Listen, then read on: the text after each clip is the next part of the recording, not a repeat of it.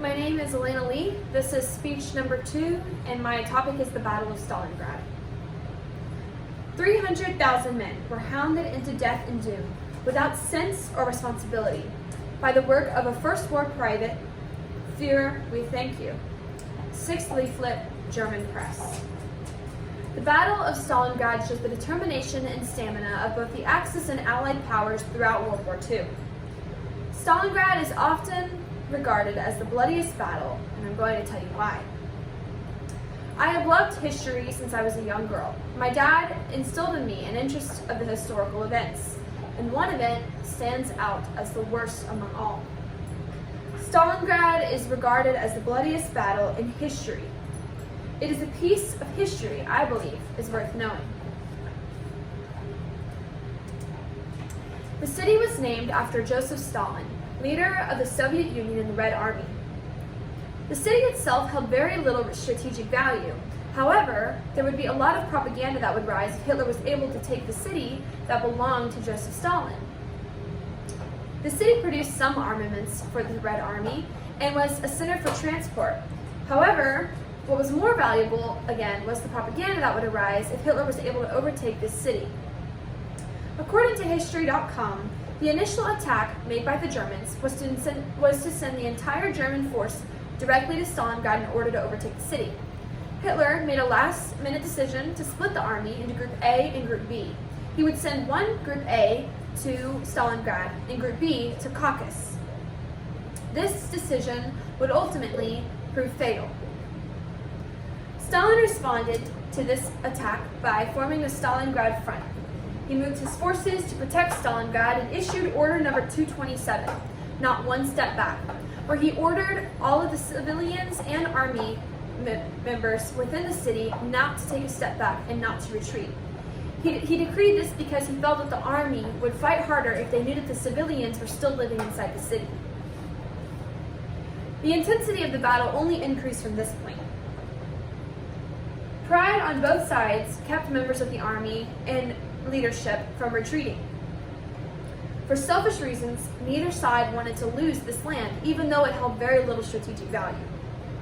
Hitler began to turn other parts of his army that he had originally sent away towards Stalingrad.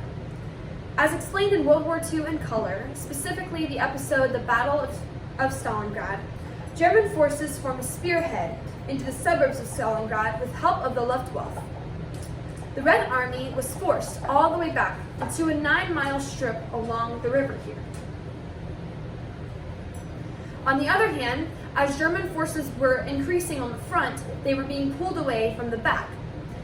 The back, or the flank of the front, was an 800-mile long area that was extremely undermanned and never covered. Again, this would prove the downfall of the German army in this battle. At this point, Stalingrad became the scene of the most intense and gruesome fighting of the war. The Germans were winning. That is, until Operation Uranus. Operation Uranus called for the deep penetration of the weakened flank of the German army. After a gruesome hand-on-hand battle within the streets of Stalingrad, within the suburbs, and within the buildings, according to the U.S. Holocaust Museum, the German army was then encircled by the Red Army.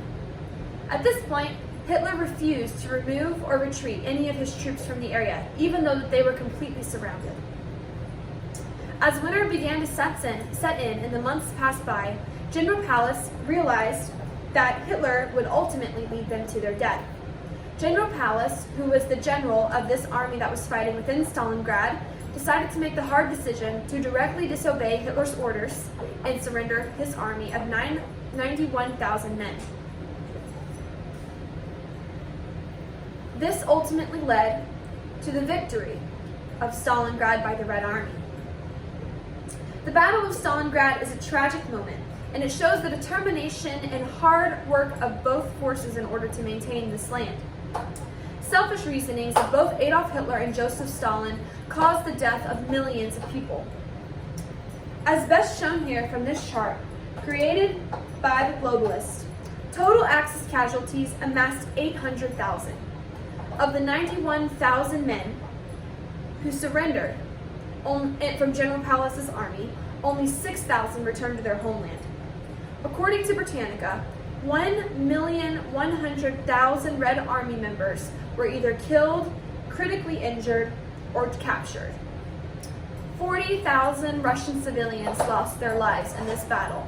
These statistics alone make it the most bloodiest battle of any modern war to this day. Ultimately, the decisions of two prideful men caused the death and horrific tragedy that is the Battle of Stalingrad. This is an event that you should know about. Thank you. The question that is being asked is, what was the outcome of this battle for the war as a whole? The outcome of this battle was the victory for the Red Army, which is on the Allied powers. At this point, the Axis powers had been winning battles and had a great momentum going. However, the loss of this battle proved detrimental to the Axis force as a whole, causing them to begin the downward slope toward defeat and allowing the Allied powers to come in and take the win that is World War II. Thank you.